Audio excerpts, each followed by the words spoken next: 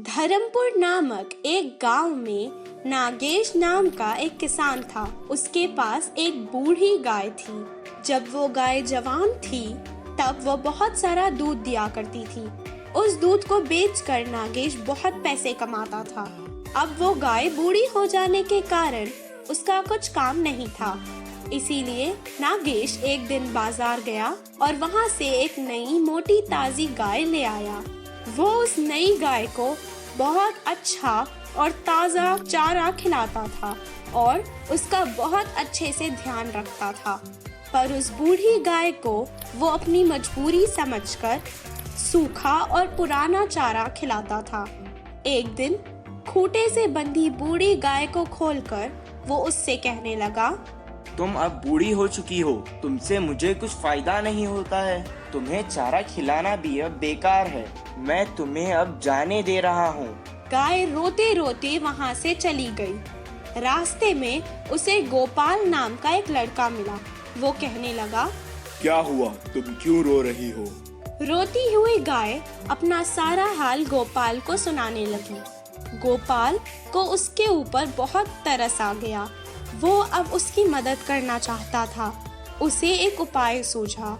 वो उसे अपने साथ नागेश के घर ले आया। उसने नागेश से पूछा, क्या ये गाय आपकी है? हाँ, ये गाय मेरी ही है। क्यों, क्या हुआ? गोपाल ने कहा, क्या ये गाय आप मुझे बेच सकते हो? मैं आपको इसके बदले 5,000 रुपए दूंगा। 5,000 रुपये? इतने पैसों में तो तुम 5 नई ताज़ा दूध देने वाली गाय खरीद सकते हो। इस बूढ़ी गाय के लिए तुम इतने पैसे क्यों देना चाहते हो? शायद आप नहीं जानते, लेकिन एक बूढ़ी गाय को अपने घर के सामने बांधकर हर रोज सुबह उसे नमस्कार करके अगर खेत जाए तो हमें बहुत लाभ होगा।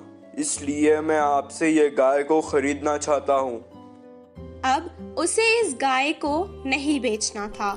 उसने गोपाल को वापस भेज दिया और इसके बाद वो हर रोज गाय को नमस्कार करता और उसका बहुत अच्छा ख्याल रखता था। उस साल बहुत बारिश होने के कारण उसकी फसल बहुत अच्छी हुई थी और उसे बहुत लाभ हुआ था। उसे लगता था कि ये सब कुछ उस बूढ़ी गाय की वजह से हुआ है और वो उसे एक देवी की तरह ख्याल रखता था। इस कहानी से हमें ये शिक्षा मिलती है कि चाहे बूढ़ा हो या जवान, हर किसी की इज्जत करनी चाहिए।